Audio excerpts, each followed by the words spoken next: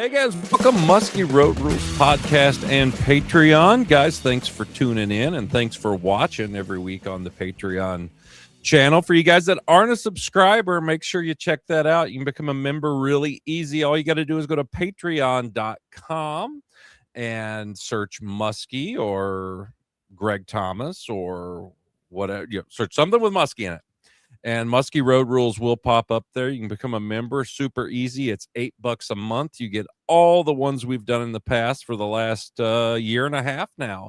You're going to get all the video stuff, and it's going to make you eligible for our monthly giveaways. Right now, we've got this month, we've got Brendan from Big Action Baits. We've got one of his Cisco colored glide baits here. We had Brendan on about in April sometime, I think, talking about his lures, and the paint jobs are just absolutely ridiculous, and these baits have caught some huge fish. He's over there in the eastern part of Ontario, and yeah, we're going to be giving away one of his super cool glide baits, but you got to become a member of the Patreon. All the Patreon members are going to be in there. We just gave Adam one of the haywire baits last week, and this month at the end of June, of the last podcast for the month, we're going to give away again one of Brendan's Big Action lures. Tonight, guys, I just got moved up to the northwest angle. I'm staring out at a yard full of water. We just had some crazy thunderstorms move through. We got about 2.5 inches of rain since last night. And so it's pretty wet up here right now, but I'm excited. Haven't been on the water yet. Just basically doing all the, honeydews before they turn into damn it dews, which most of them have hit the damn it dew scale of mowing the yard, getting stuff done around here and the bar. And it's been pretty cool, but we got a great guest tonight. I think first time on the Patreon network, but a guy you're really gonna like, and I've known for a really long time. We've got Captain Matt Firestein, or Catfish as he's known, over on the St. Clair area. Matt, how you doing? Good, man. Good. It's glad to be on here with you, man. It's very well regarded podcast, and I'm excited to talk to you. I sort of miss you being here on St. Clair, but you're off in dreamland up there, Lake of the Woods. Unbelievable. Yeah, the land of the mosquitoes right now. My God, are they bad right now? It's with all this water we got, and doing the first mowing and stuff of the year. Oh, it's freaking awful up here right now. Well, I gotta tell you, everybody asks me where is my favorite place to fish. Like, I fished from Winnipeg over to east of Montreal, from Lac Seul down to West Virginia. I fished, most all the major musky waters, not all of them, but most of the major stuff. And man, Lake of the Woods has always been, it's had my heart since I went there in the early 90s. And so, when I say dreamland, that's what I think. You can bitch about the mosquitoes, but it is pretty, that's an awesome lake, awesome body of water, very diverse. So I'm envious, buddy. I'm on this big round bowl lake. No mosquitoes, plenty of flies. Yeah. The Lake of the Woods, I always tell people, there are better fisheries in the world, but there's probably not as many that are as fun fish, that has the scenery that we get here at Lake of the Woods, the nature. And I always tell guys, if you want to be alone, if you want to kind of disappear into the wilderness, this is a place to do it, because you'll see, behind every island is something else that's really, really cool. The fish, there are a lot of, if you like figure eight stuff, if you like boat side, seeing fish, bucktail topwater. There's hardly any place better than Lake of the Woods for that. Yeah, absolutely. But how's St. Clair been treating you? How's it? I know it's been open now. What, you guys been open a week, 2 weeks? No. Most of us started Saturday. So the Canadian side opened Saturday.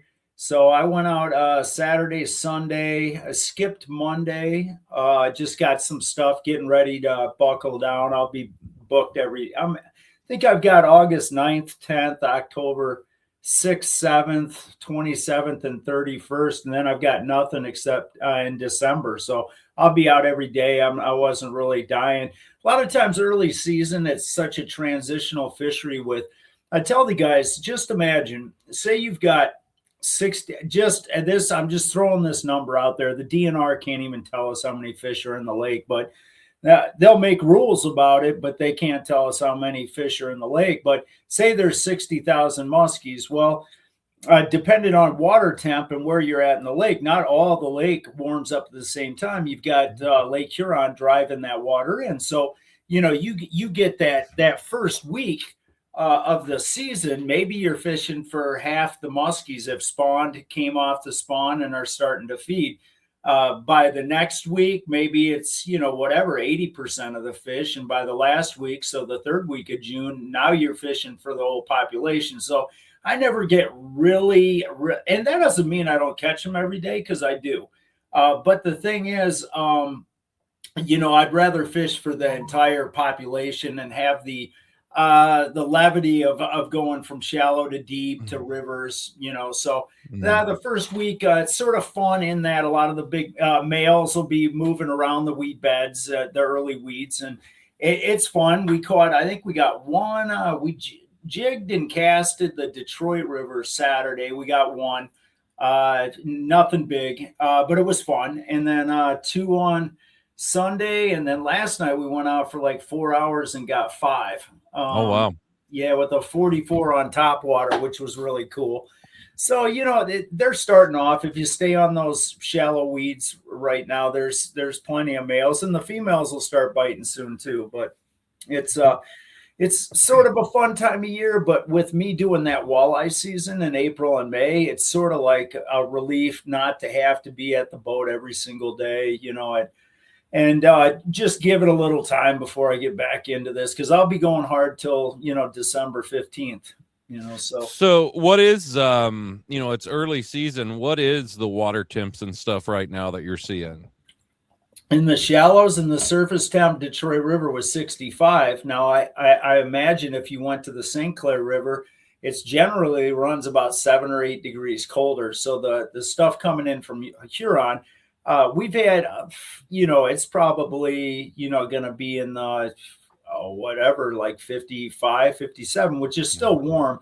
I think you're going to be getting a surface temp. I think you've been out here before too, where, hey, the surface says 65. We have 40-mile-an-hour winds. It flips the water over, and next thing you know, you're at 53. Yeah. Oh yeah. Oh yeah. Yeah. No, I totally get that. Has the and traditionally I was there about 8 summers, and it seemed like that South Shore was always good, mainly like that southeast corner was always pretty good to start. I think mainly because it was so far away from any of that water fluctuation. It was it warmed up over there more, and it also had a little more color to it. Is that still something that you're seeing? Yeah, definitely. I didn't make it all the way over there. We've got good color lines right in front of Bell River. So I went out in the lake Sunday. I think a lot of the big there were a couple really nice trolling fish caught in that tournament. Like I said, me and my buddy just cast it just it's for fun. I'm entered into it, but I'd rather just go cast with my buddies, and screw off. That's what we do every year. And I think there was a 38-pounder caught, 53 and a half. And that was somewhere on the South Shore. I know that Ruscombe, Stony, all the way to the corner, exactly where you're talking, is, I think, where the majority of the fish were caught, somewhere on that mud line there. But we do how are the weeds looking this year? I mean, it was a really cold May for a lot of places. Even in Kentucky, we were well below normal. We had water temps in the mid 60s all the way up to like the third week of May, which is kind of chilly for us. down south. And I know up here, Memorial Day weekend, I talked to some guys that were out walleye and smallmouth fishing, talking about water temps of like 48, 49. I mean, just really cold. How's the water temp over there this year? Yeah, so the water temp, well, we had the same thing as you guys did. May was pretty cold, not a lot of light penetration and stuff, but I will say the last week it's been really hot. Not a lot of wind. We've got some storm cells moving through. Matter of fact, I think we got one tonight. That's why actually I went out last night. We had a big storm cell coming through, and I wanted to catch it before. But the shallows, the weeds are growing really good. I haven't really concentrated on, the weed edges were, 8 feet, 9 feet last I saw. And I think I saw maybe some patches a little deeper, but in the river, as far as like off of Stony, Ruscombe and all that, Ruscombe's weed bed last year didn't come in till late, like in July. And then the one off deep off Stony, that was real, just straggly, not full like it usually is. So I haven't been out there to look at it, but I'll probably get out there this week. I think I got a couple trolling trips. I may go out that way, but I think I'm going to stick with this shallow, the shallow water bite right now, and just try to get the customer some fish, and hopefully run into almost every year up in Anchor Bay or that metro area. I'll get a 50 or two, short line trolling up there. Mm-hmm. So I enjoy that. I can let you know on the weeds some other time, but it is early for it for sure. Yeah. No, I totally get it. And watercolor out on St. Clair is such a big thing because it can vary almost daily sometimes, depending on the current and stuff going through there. And the amount of current that goes through that lake is something that I don't think a lot of people realize when they talk about going and fishing it. And even, St. Clair too, I talk to people at shows, and I'm sure you talk to just as many. They say, well, we're going to go out and fish the weeds. And I go, do you really, and if it's their first time, they don't really get what St. Clair weeds are. They don't like, oh, we're just going to go fish the shoreline weeds. I go, well, there's really not that there. Because the weeds in St. Clair, they grow out in deeper water. They are some up shallow in places, but shoreline weeds in St. Clair isn't like shoreline weeds in northern Wisconsin or Minnesota. It's more of the weed beds are these vast, some areas like out in the middle, there are these vast areas where the weeds, all you can see them is on your graph. You don't really see them on the surface. And I think that's something that really is kind of a mind screw for a lot of people. Yeah. And a lot of people will ask, say, hey, how's the fishery going? And our numbers are down from, 15, 20 years ago to now. Our numbers are down. I used to, in the big boat, I would average 9 to 12 muskies a day and, rolling 12 rods in the big boat. And now we're about 5 to 6, But when you look at last year, one thing the DNR can tell us is the water was the clearest it has ever been. So how's that work? Well, if the American side is directly, that's where all that cold, clear water comes in from Lake Huron. It comes in the American side, other than a couple spots, your Clinton River, Salt Creek, and stuff like that.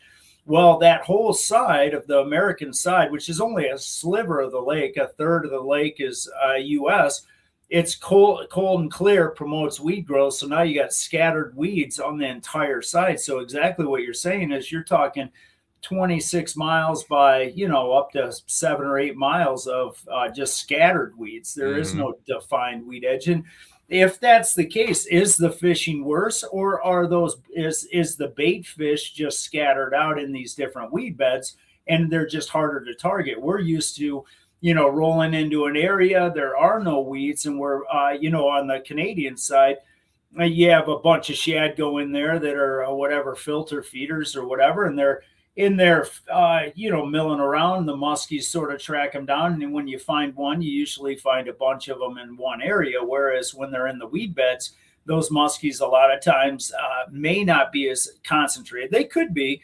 If there's a lot of bait in one section of the weed bed, sure, there's going to be a lot of muskies. But also, what I've noticed trolling is that, hey, I'm trolling a 5-mile weed bed and my bites are all scattered out. Like there's no rhyme or reason. It's like the fish are just cruising the weed beds looking for food. So, yeah, it is a different animal out here. And especially with how dynamic the lake is with from watercolor to wind direction and all that kind of stuff. There's it being a big bowl and no place to hide. It's good to learn those rivers as well. So how is the when I left there and came up to the woods, how's the tiger population? Because there for a while there was just an obscene amount of tiger muskie in Lake St. Clair.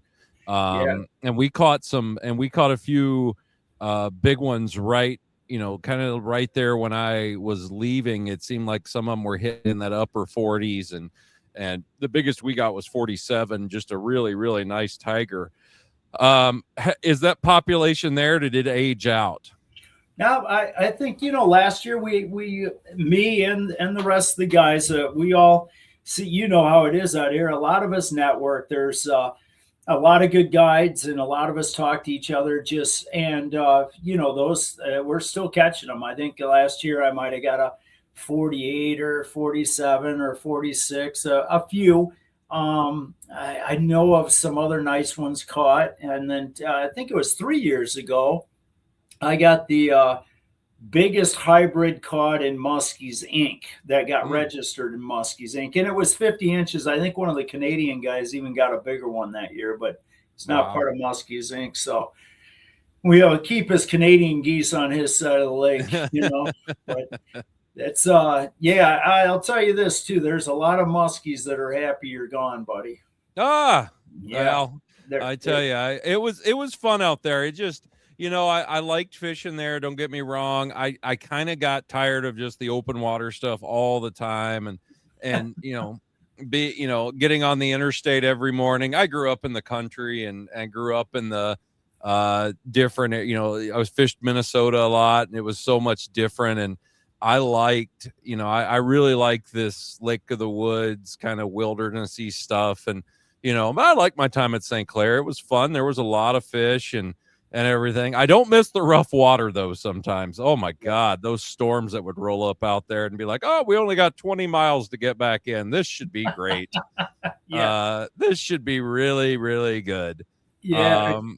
A story about that one time, if you guys are listening, one time we were out there and I had a group on my big boat. So it's a 31-foot boat with a 13-foot beam, twin 454s. It's a big boat. Mm-hmm. And I'm out there trolling around, and I notice a big black, they said chance of thunderstorm. So I'm looking, I see this black mass coming from the north, which is really, really odd on our lake. Usually it's from the southwest.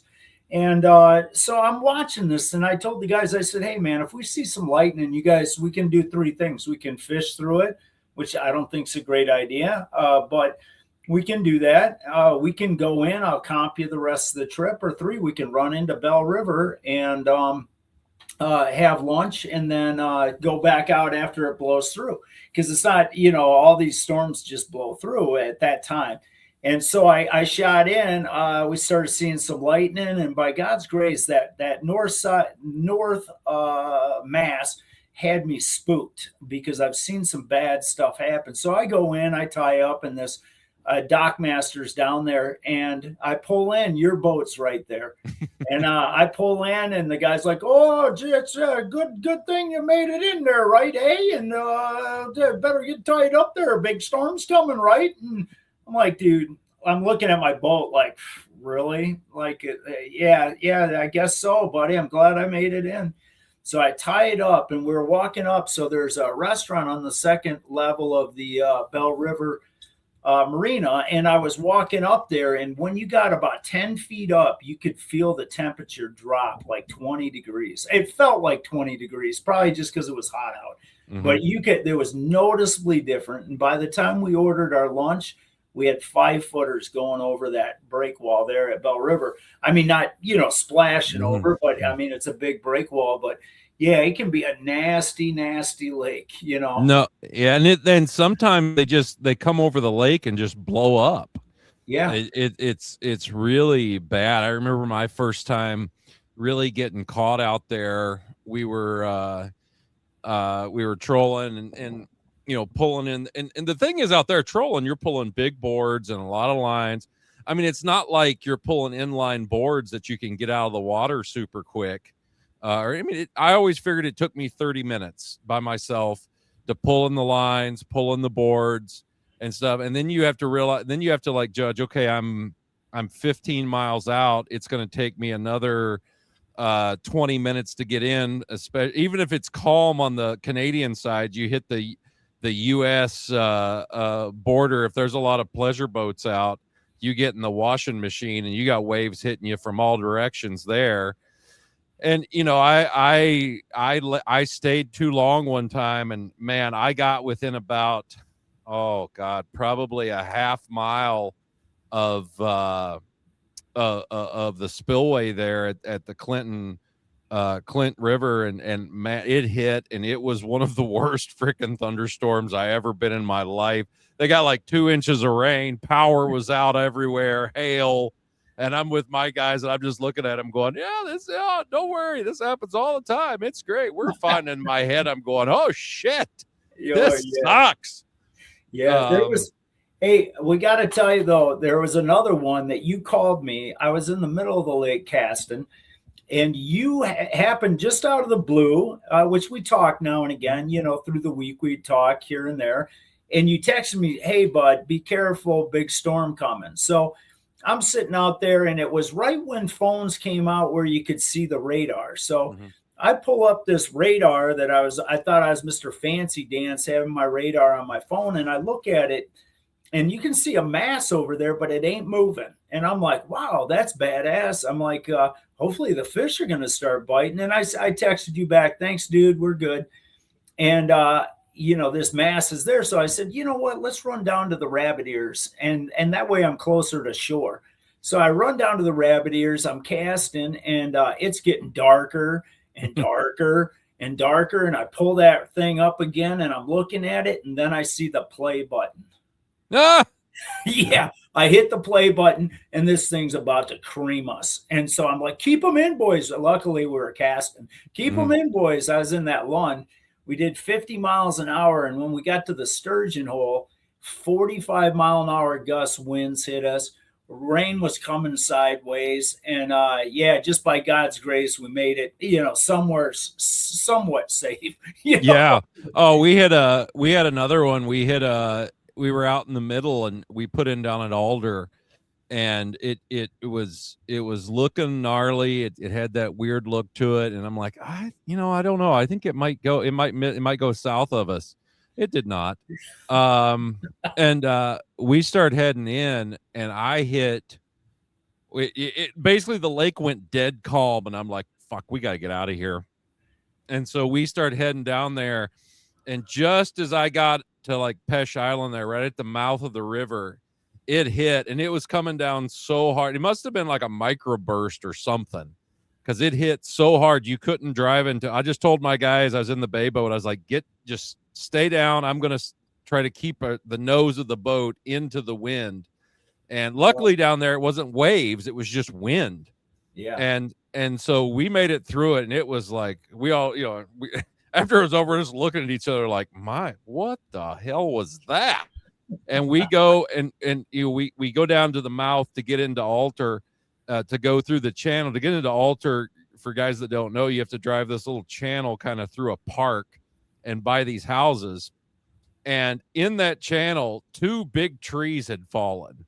The wind had blown so hard. I'm like, well, I'm glad we really weren't in the channel when this shit come through, or we'd be under one of these trees right now. It was pretty wicked. But that lake, for all its greatness, you got to be really careful out there, because that lake can, man, it's not like Great Lake rollers.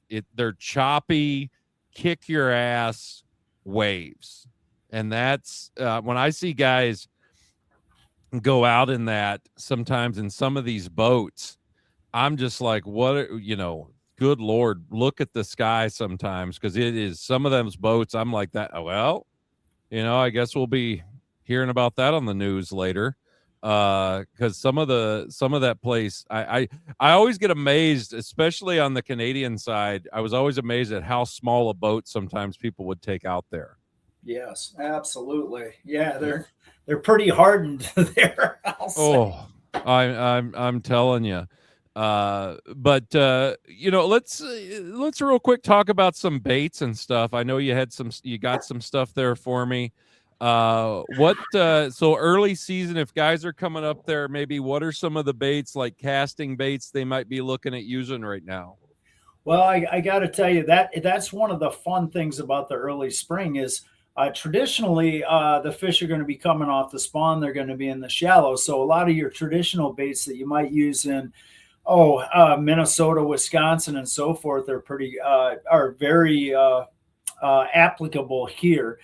So your anything jerk baits from Suix to Widowmakers to any bobby baits, any of the dive and rise, then you're going to want your gliders from hellhounds to ace baits to just any kind of glider is good. I was telling you, I got a 44 incher on top water the other day, so top water, but I'm fishing in 7 to 8 foot of water. The weeds are just emerging, and what I like to do is just look where you want to start where those weeds are starting to come up, and then it'll fill in as you get closer in shallow.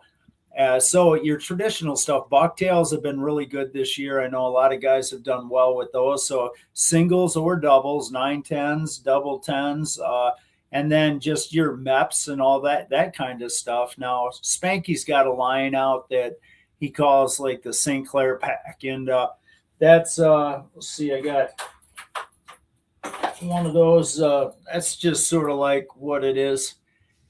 These things are really good on our lake. Bruce Bauer makes this one called a piker. It was the old hyphen, I think, is where it came from. Lloyd used to make these things, and then it's just been knocked off a few times. But either way, the small bucktail. All right. Well, that was fun. It's the joy of living in the Northwest Angle and these random power outages, which happen near thunderstorms.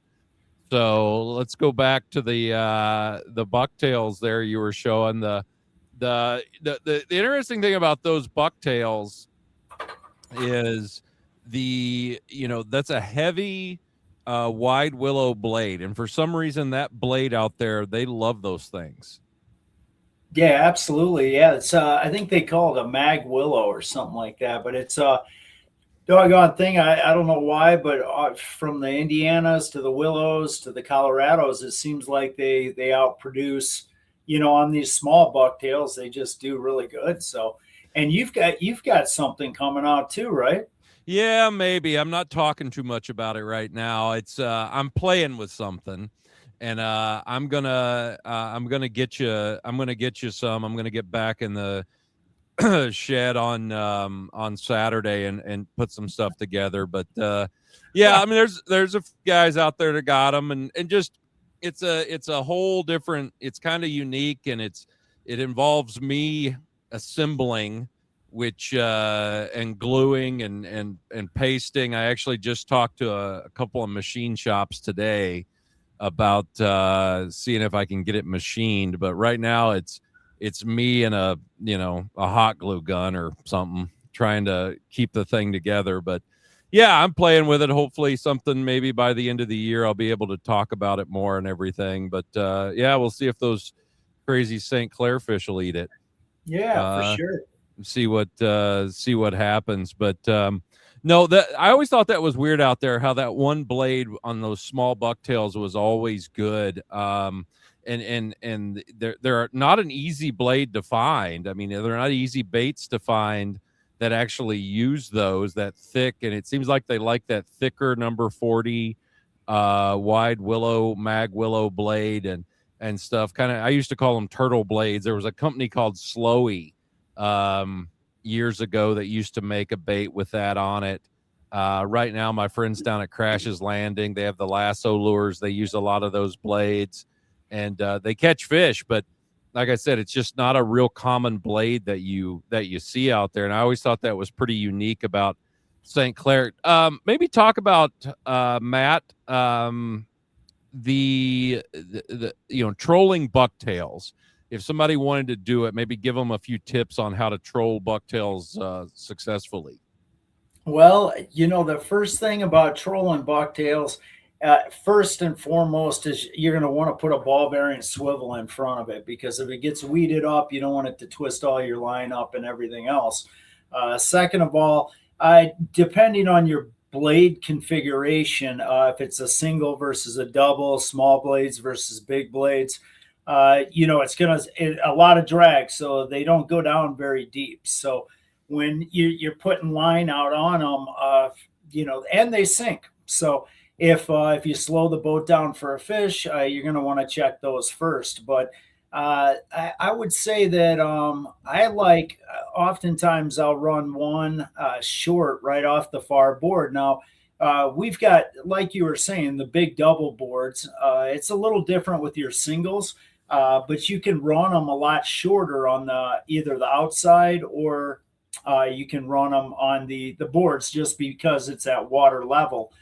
When you get into your inside boards and maybe your board line is sitting 6-7 feet off the water, you're going to have to run more weight or longer lines, which can cause problems as well. But that, it's definitely a great technique to use. We this time of year, generally, I would say, at least if I had 6 rods, I'd probably have 2 tails out, just to figure out, see what they want.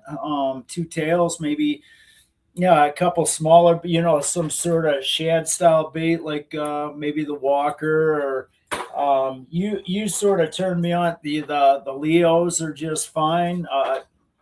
How about Polyfristerio's Boss Shad? Those are all really good on the shad style baits. And then maybe a jointed bait, like a Mason bait or a Wiley bait, or even your jointed Ziggies. So here's a Ziggy here. Ziggies, Loki's, Mad Tads, Mortis Minnow, the MX6, that style this time of year, and what happens is, a lot of times, if you have enough rods, then put out something big too. Keep them honest, whether it's a double 10 or a Jake bait, or maybe a headlock or something like that. You want to keep them honest, because a lot of times, every so often, that big bait will go off, and it's always a big fish. It's generally nothing small. So, if you can keep them honest this time of year, and just try to give them a little everything and figure out what they want. Now, when you're doing it every day, you're going to get a better idea, what's been hot. But you've seen it on the lake too, how finicky, one day they're just all over, I don't know, maybe your watercolors, 3 to 6 foot visibility, and they're eating perch style. And then the next day you can't get them on anything but a red bladed bucktail. It's just, and we have sample sizes. We got enough fish that, when you're catching 3 to, say 9 fish a day, I mean, you'll see those patterns. And when you're talking to another 5-7 different boats, you see it, it's just, and the days they're biting everything, certainly everybody's catching them on something different, but every so often they just want one style. And you wouldn't believe, I'd be fishing around you and you'd say, hey, try this. I'd put it out, and I'll be danged, I ran everything but that color, and now I'm catching fish. So it's keep them honest, flip the baits out. People are like, man, I can't believe how many baits you go through. And man, it's just one of those lakes where, I'm not like up in Georgian Bay where I'm fishing for, maybe a fish that's never seen a bait. I'm fishing for fish that have seen baits. They're finicky. There's enough fish there. You just keep flipping them out till you figure something out, and, keep, maybe if you have a couple that have been real hot, in the last couple of days, let them ride. Sure. So maybe you're just looking for a feeding window, but, that's sort of how I look at things anyways, you know. Yeah. I mean, how, maybe go through on how you choose bait color out there, or bait, because I mean, a lot of it has to do with watercolor and everything, I know, and maybe go through what you would, how you would do bait selection. Yeah, that's a great question because it's a little different. I remember I started muskie fishing in Illinois and then Wisconsin, and then I moved over to Lake St. Clair, and they had a local muskie club. They had no Muskies Inc. there. I was part of Capital City Muskies Inc. They had no muskie clubs other than the Michigan Ontario Muskie Club, and it wasn't a conservation thing, a Muskies Inc. group. But I went in there and I asked these guys, I said, hey, man, what are your favorite color baits? Everybody, I was starving for information. I just moved from everybody I knew. I didn't know a single person in Michigan. And I'm meeting all these guys and I want to get some baits. I'd never really trolled.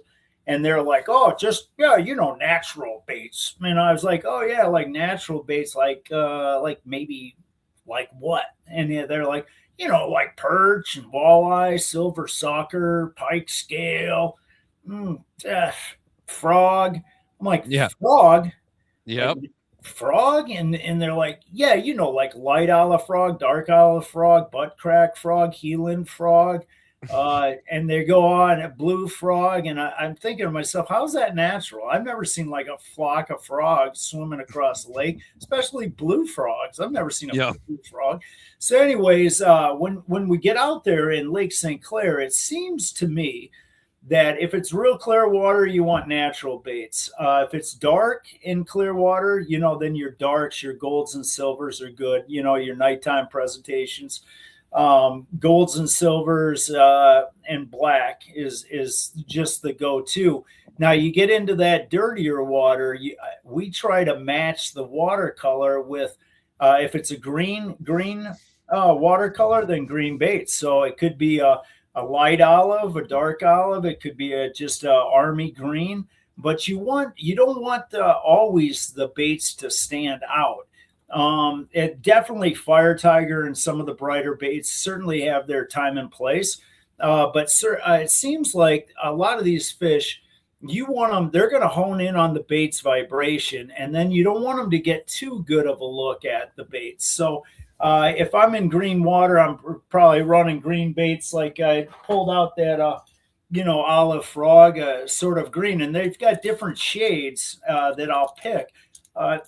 Based on the watercolor and, lighter ones, darker ones, and so forth. And what we're looking for is just it to blend into the water.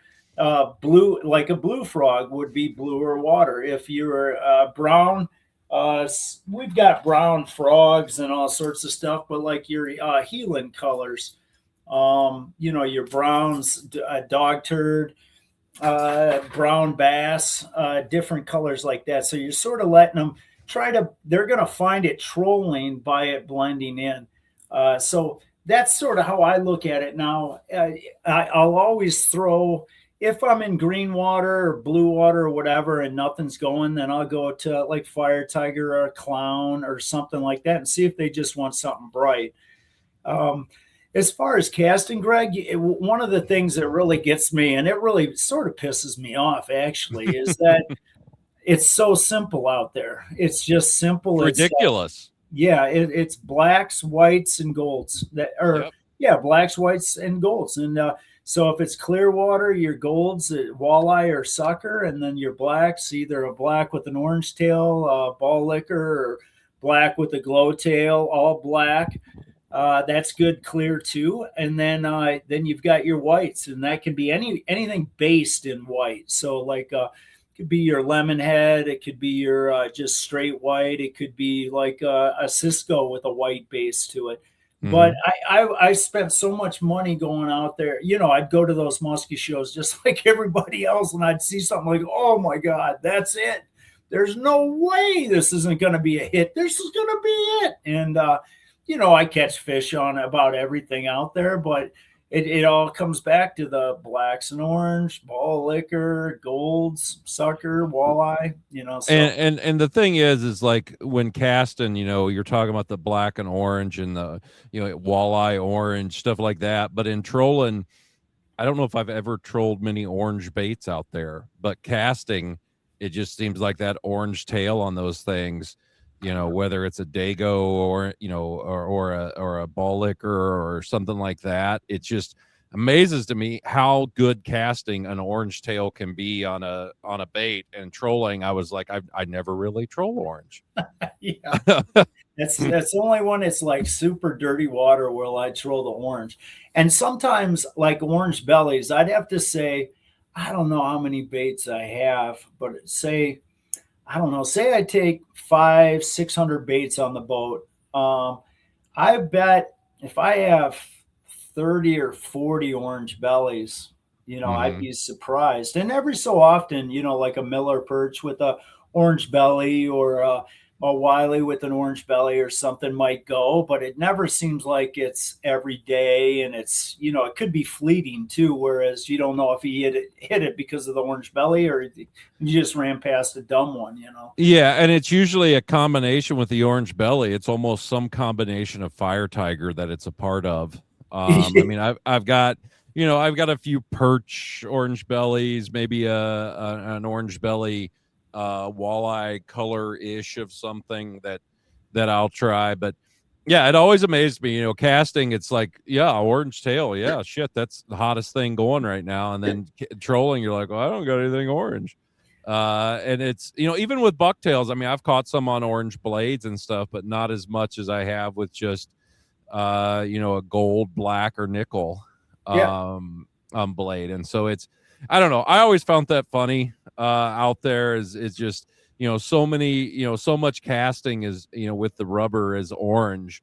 And yet the trolling, it's all these, I mean, Jesus, how many colors of perch does Ziggy make, or how many colors of perch does Wiley make, or any of the bait makers out there on St. Clair? I mean, it seems like they got 32 colors of perch. And it's one of those things. And I'd always laugh talking to guys from St. Clair because these names and stuff that people come up with out there always get me laughing. But before we get off here and stuff, I do want to talk. You reminded me of one of the first videos I was filming out there, and it was the first time I got you on video. I was on my Road Rules video we did, and why don't you tell that story? I brought my buddy Lance up for his was his wedding gift, and we were filming and the debauchery that ensued there. Yeah, what a great story that was. So I had just moved off to Philadelphia.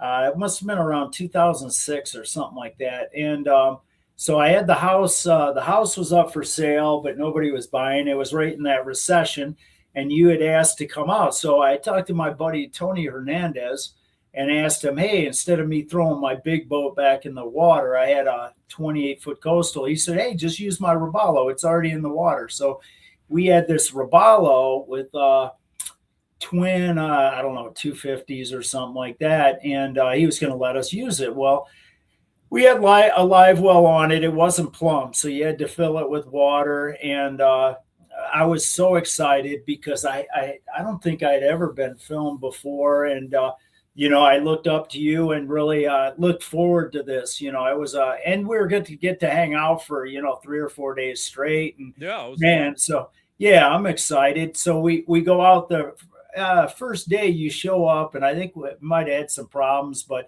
you're like, man, I can kill any bite because I told you we were catching, I don't know, 10 to 20 a day at the time, and big, nice ones too. And you're like, I can kill any bite. And I'm like, oh, I don't think so, dude. No way. And so we go out there, and I think it was like 5 hours we didn't have a bite, or maybe we only, maybe had one bite. And I think we caught like one or something like that. Yeah. I'm like, man, this dude did kill the bite.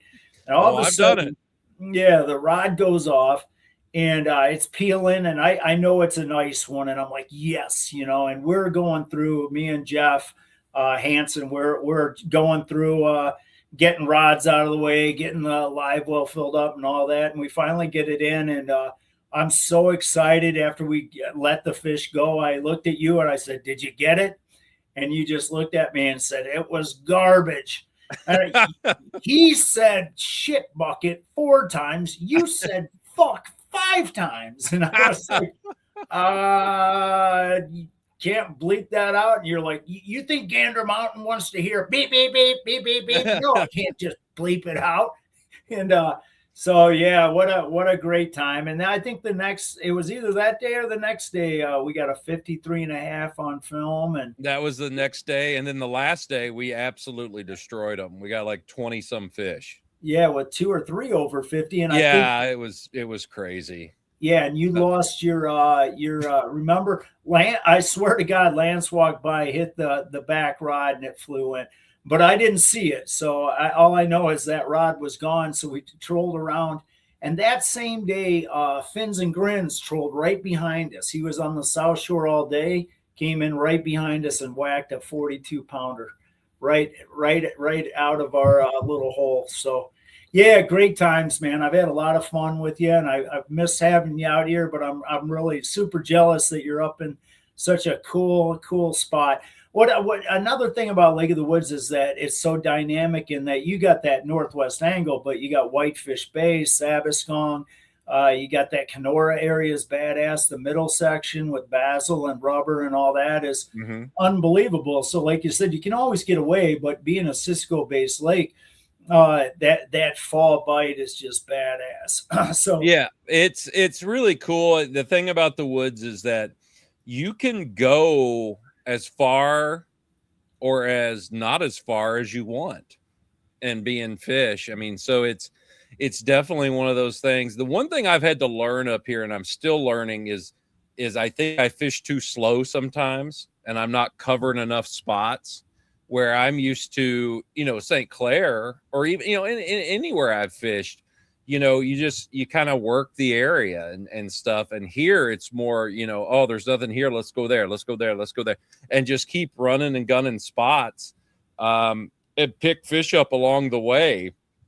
And I think I camp a little too much when I should just abandon and just keep running. That's something that I'm working on up here, and it's just all in learning. And that I've fished enough systems in my life that every one of them has its own little idiosyncrasies and stuff that you got to run around and kind of learn what it is. St. Clair, you might drift the same line all day. Yeah. You might drift a mile line or a half-mile line, or shit, some days if you find them, 200 yards all day and just keep picking up fish and stuff. So it's all these little things that you learn, I think, and have to teach yourself when you go to a different place. Don't abandon what but also remember, maybe I should keep moving and stuff. I mean, that's all part of it. And that's what makes it fun, the exploration of it. I think that, and that's a great thing that only comes with experience, confidence. And there's times I'll be on a line and I know the fish are there. Absolutely 100% know they're there. And after 2 or 3 hours, I'll just be like, I know I shouldn't leave, but I got to, what I mean? Because the clients are getting antsy. Sure. So you got to make that facade that you're doing everything you can. It's not a facade, everything you can, but take them to some different areas and show them some stuff, because you can't sink or swim there either. Like if you go 8 hours on one spot and you never moved, that's not good either. So. No. That's a thing. But well, man, how can somebody get a hold of you? Maybe fill a few of those days for you. How can somebody get a hold of you if they want to go fishing? Yeah, I've got a website. It's www.whopperstoppermuskiecharters.com. And that's, you can email me at fatmuzkey@yahoo.com. And then you can also call anytime, 610-999-7171. And I will say, I think I've got August 9th and 10th left, October 6th and 7th, 27th and 31, and I'm booked up every day. So there's not a lot left there, but please, call early, maybe for next year or whatever. Yeah. And just because I'm booked up, Lake St. Clair's got a lot of great guides out here. I can give you some great recommendations on guys to go with that do this full time like I do, and that I work with every day, and they'll do their best to put you on fish. So come check out Lake St. Clair. And enjoy it, because we've got a great fishery, a lot of fish, a lot of long fish, and then 30 to 40 pounders. We've got our fish are, pretty nice. So it's good cast and trolling. We got the rivers to jig or cast the flats. So it's pretty dynamic. And what's really is amazing to me, like I call this Disneyland, because we got pro sports, we got great museums, they got casinos if you're into the girly bars, they got everything from 5-star rated places, bed and breakfasts. It's a non-resort place. There's no resorts on the lake yet. We've got all these amenities of a big city. So I mean, if you want to go out and catch a 50-inch muskie and then go have a $200 tomahawk steak, I mean, we got the restaurants and they're unbelievable. So it's it's a great place to come. I love it here. Yeah, no, it's a super cool place, and always a neat place to go fish. Guys, before we end, I want to talk, if you're looking to get some more tackle, or you're looking at electronics, reels, something like that, check out thornbros.com. Thorn Brothers, they're in the Minneapolis area. They've got everything that you're going to need to set you up for muskie fishing. Check out their website, thornbros.com, BROS, and see what they've got. A ton of stuff there, especially there's no better guys to talk to about electronics, rods, reels, and a huge bait selection there. Also check out my buddy down at Crash's Landing. He's got stuff in the South. Make sure you stop by the shop. He's got a website. You can go to crasheslanding.com. And a ton of real good stuff, a lot of good deals on reels and stuff down there. So make sure you check that out. Well, Matt, it was a pleasure talking to you. Sorry the power went out, but hey, when you're in the middle of nowhere, that happens. So yeah, we'll talk to you here a little later, and stay on the line for me, okay? Will do, buddy. Thank you, and great luck at the muskie season. Let them go, let them grow.